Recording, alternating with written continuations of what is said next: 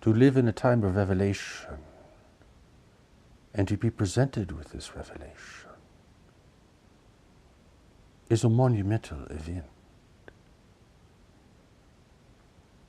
So great it will be that it will change your life and your thinking, your perception and your understanding of yourself, the world,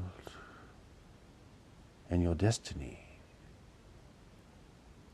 Even if you refuse the new message and dispute it, it will still change your life. You cannot come upon something this great and not have it impact your life. You cannot come upon a revelation, the likes of which are only given centuries apart, without having it have a great impact upon you. No matter how you might respond in the moment, it will reach deeper within you, to a place you may hardly know, to a part of yourself you have only experienced in moments of clarity and great sobriety.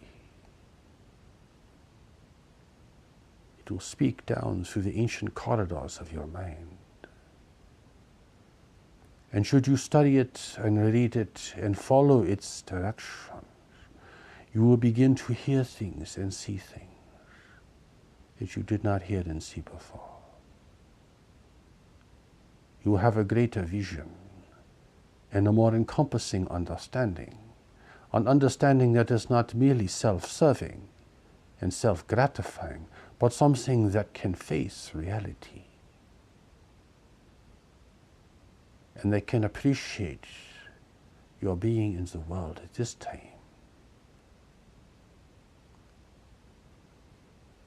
If this were not a new message from God, well, you could treat it at the level of ideas alone. You could treat it as a theory. You could treat it as a philosophy. You could treat it as just another teaching. But it is far greater than this. That is why if you respond at all, it will have an impact upon your life. It is meant to have an impact on your life. You are called to receive it, to study it, and to learn of it. Only here will you realize its validity and its great relevance to the world you see today and to the world you will have to face in the future time. The great change that is coming over the horizon, and all that humanity will have to face, the great trials and the great opportunities that await you. It is a great thing to come upon God's revelation. Greater than your ideas, greater than your beliefs, greater than your institutions, greater even than the ideas and beliefs of your nation or culture or religion. But these are human inventions mostly. But now you are encountering something that is not a product of human imagination or creativity. And you will know this to be true because of the impact it will have.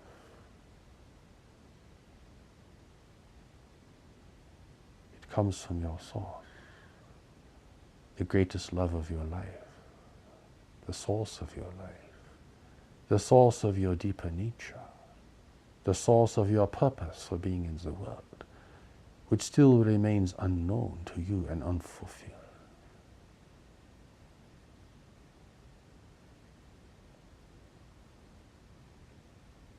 This is the answer to the great prayer, uttered in recent times and throughout history, for peace, for deliverance, for wisdom, and for strength. You cannot give this greater power to yourself, though many have tried. It must be bestowed upon you from a greater source, a source that defies definition, a source that cannot be conceptualized or comprehended with the intellect.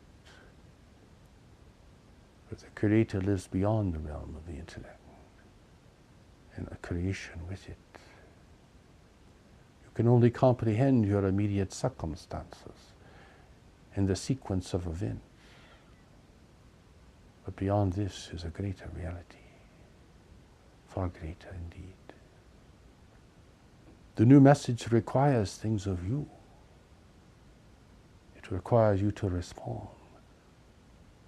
It requires you to study and to be patient, not to come to premature conclusions, not to follow your prejudices, your anger or your resentment.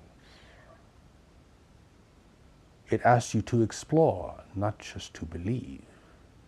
For belief is weak. It is not substantial enough. You will need a greater foundation within yourself to face a changing world and to face all that humanity must face in this time of revelation. This is not merely a gift to you personally. It is meant to flow through you to others. If you are to receive, then you must give. You must bear witness to the revelation. You must honor the messenger. He is not a god and will not allow people to worship him, but he is the messenger. And there is no one else in the world who has brought a new message from God here. It has been a long time since a revelation has been given of this magnitude. And never before has a revelation been given so completely, given now to a literate world, a world of planetary communication, a world of greater sophistication, a world of greater need. You do not realize it yet, but it is destiny that you should find this. It is no mere accident or happenstance. It is destiny that you should encounter the new revelation. It is destiny that you should hear of it. It is a great calling. But what God wills and what people will do are not the same. You are free to respond in any number of ways, even though this is a gift to you. Even though this holds the promise of revealing to you your greater purpose and destiny in the world, and a greater comprehension of your life and the changing circumstances around you. God cannot control your response. God cannot control your thoughts, your suffering, your confusion, your admonitions, your fervent beliefs, your complaints, your self-destructive behavior, your poor mistakes in decisions. That is because you are living in separation. But there is a part of you that never separated from God. And this is what the new message will speak to within you. A part of you that can only respond.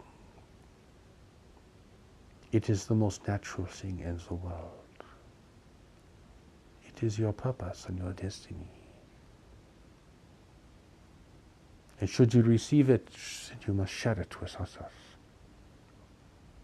And you must bring it into your life and apply it there to the best of your ability. And seek out others who are doing the same so that they may assist you in becoming strong and bringing balance and purpose to your affairs.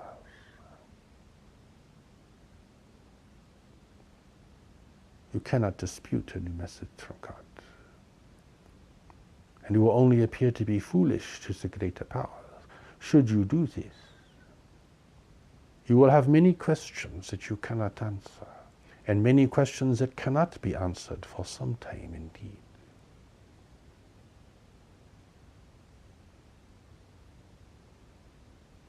But you must realize this is a greater engagement. It is not an intellectual pursuit. It is not a pastime or a hobby. It is not here to give you pleasure, comfort, and security. It is here to call you into a greater service in a world whose needs are escalating with each passing day. Your obligation is because you have a greater purpose for being here. A purpose you did not invent and cannot invent. A purpose that has yet not been fully revealed to you. Purpose that is different from your wishes and your preferences and your ideas about your life. You are obligated because you are sent into the world. The obligation lives within you. It is part of your deeper nature. A deeper nature we call knowledge. It's the pinnacle of all spiritual study in all religions. It is what will redeem you. It is what will transform your life, your perception, and your understanding. But it must be activated by God.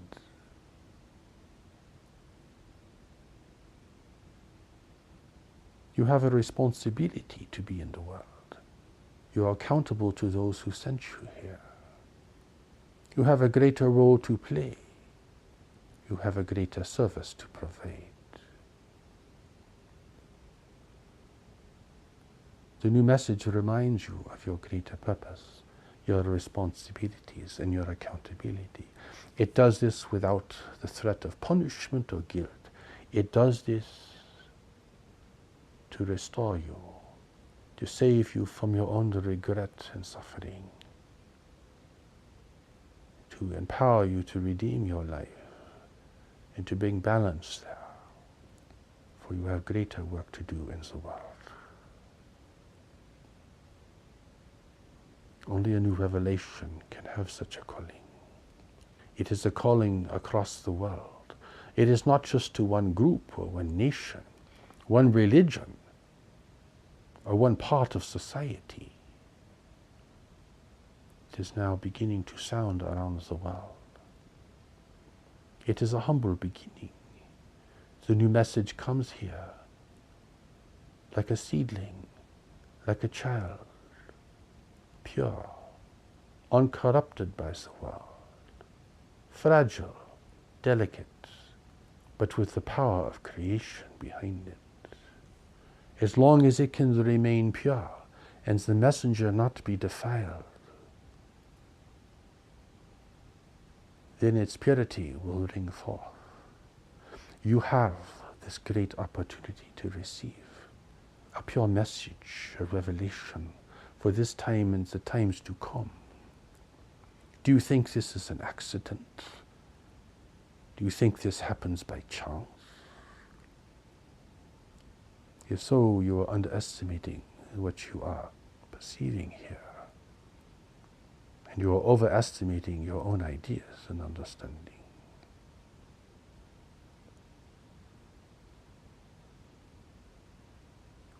God seeks to restore power to the individual so that those who are sent into the world may contribute to the world in need. The future of the world depends upon this. Your role will be humble. It will not garner great attention and accolades. You work behind the scenes without fanfare and recognition.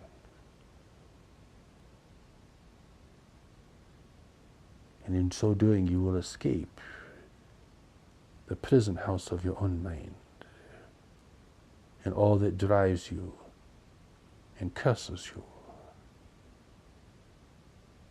and holds you back. The new message will be denied and disputed. It will be ridiculed. This always happens at a time of revelation. The messenger will not meet people's expectations, for he is a simple and humble man. He is not godlike and all-powerful, full of charm and charisma No one with those qualities would ever be chosen to be a messenger, to bring a new message from God into the world. He's without ambition. He has been in preparation for a very long time. It has taken him a very long time to receive the message, for it is very great and comprehensive. It will take you time to receive the new message, for it is greater than what you think and believe and understand at this moment. It holds a window into a greater life in the world, and to humanity's future and destiny within a greater community of life in the universe. Nothing like this has ever been given to humanity before, but now it must be given. Now it is crucial in determining the future as the outcome that humanity will have to face.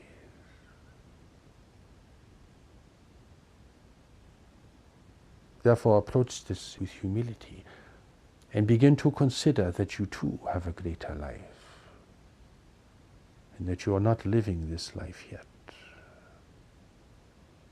that you need great assistance and a great revelation to understand, and to take the journey to that greater life, to take the steps to knowledge, to be guided by a greater strength, a greater courage, and a greater determination. You are obligated before you even came into the world. That obligation lives within you now. God's revelations have the power to spark, to ignite, and to initiate this deeper responsibility. Do not shrink from this, for all that is great and meaningful will come from this. All that is powerful, all that is compassionate, all that is freeing, all that is liberating will come from this. God has planted the seeds of redemption within you, but they must be cultivated, and you must have the right approach and attitude, and the calling must be there.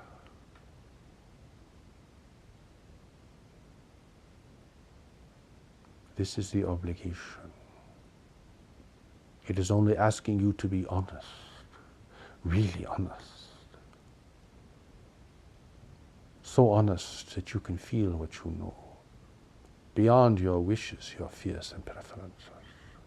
You can see the truth beyond what you want and what you deny. The new message asks you to be honest. How you respond will determine whether you are being honest and sincere. It is not a matter of what you believe in, whether this fits with that. Why would God's revelation ever fit with what you think or believe? It does not conform to human expectations, human conventions, long-established beliefs, or human speculation. Because it is a new message from God, and not a product of human ideas.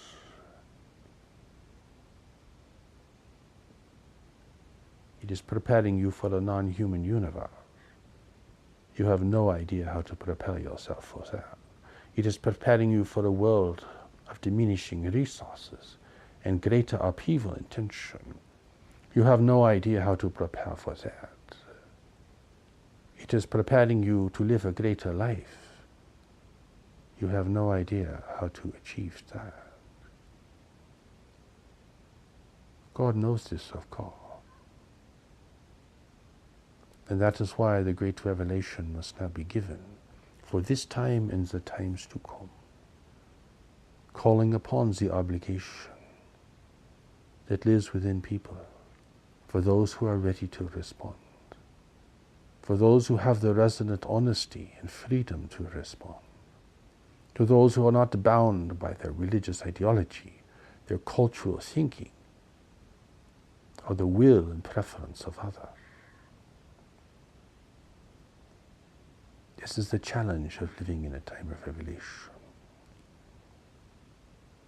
It will confront you with yourself, your strength and your weakness, and the strength and weakness of those around you. It is a confrontation with a greater truth and a greater purpose. Be grateful that this could be given to you.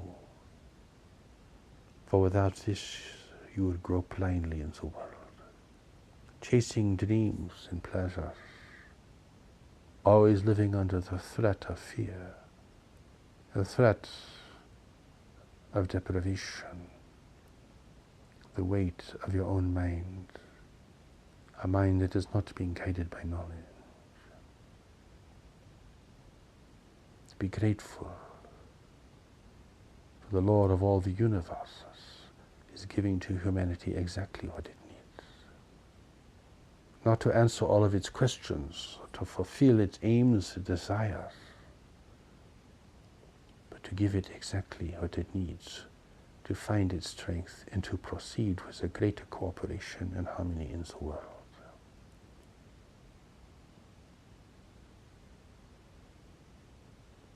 You have come into the world at this time to serve, under these circumstances. This is your time, a time of revelation. This is your moment, a moment to exercise a deeper honesty and a deeper sincerity. This is a calling beyond your thinking and ideas, your feelings and emotions, to a deeper reality within you. Do not try to understand this. It is beyond your understanding. Do not compare this with other things, for you do not know what you are looking at. You have not explored, lived, and applied the new message, so you cannot judge it with any wisdom or honesty or sincerity.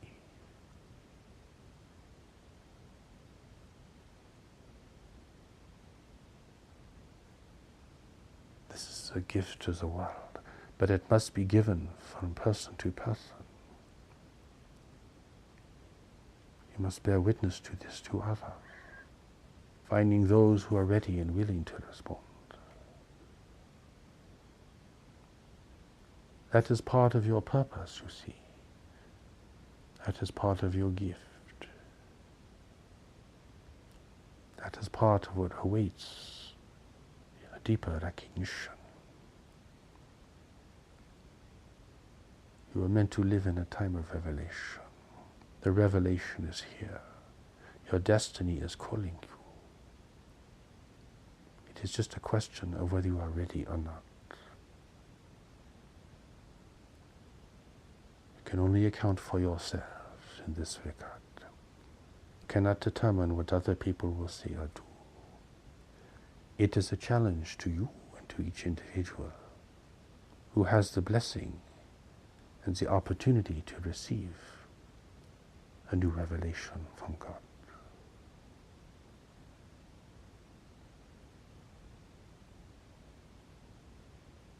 Do not worry what the others will do, what the world will do. This is a calling for you.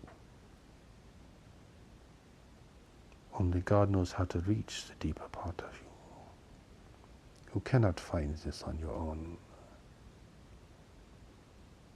Only God knows how to call forth that which is your greatest gift and service. You cannot call this out of yourself.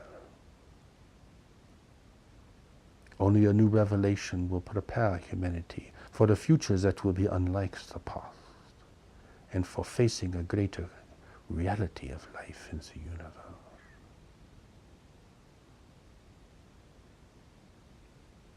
Be grateful, be humble, be receptive. You do not need to believe, only to witness and to receive, to learn and to apply. the gifts will become apparent to you, and they will demonstrate their relevance and their perfection to you over time.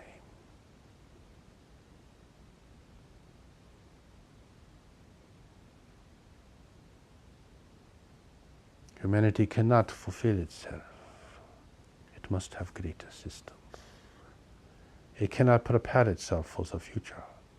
It is too blind and arrogant at this moment.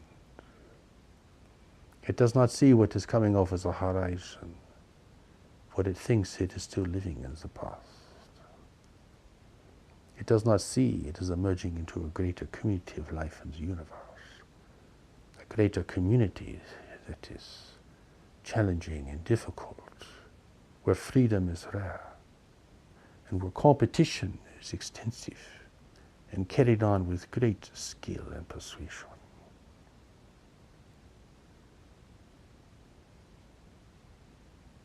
Only God can prepare you for this. Only God knows the human heart and the human mind, the human soul and the human history. You must accept your limitations in order to receive a greater comprehension. That is part of your calling. Humanity, hear my words. We speak of a greater reality, a greater truth that lives within each person, a greater truth that cannot be comprehended by intellectual debate or speculation, a deeper truth that must be lived and experienced to be realized and to be expressed clearly. Hear my words, people of this world. You have a greater destiny in the universe, but you must face a declining world. You must face the greater peoples that will come. You must unite together and cooperate with a greater clarity and determination.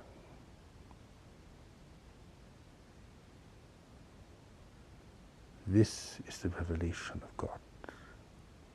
It is a revelation beyond human understanding. You can only approach it and to begin to learn it, but you will never exhaust its wisdom, its clarity, or its power.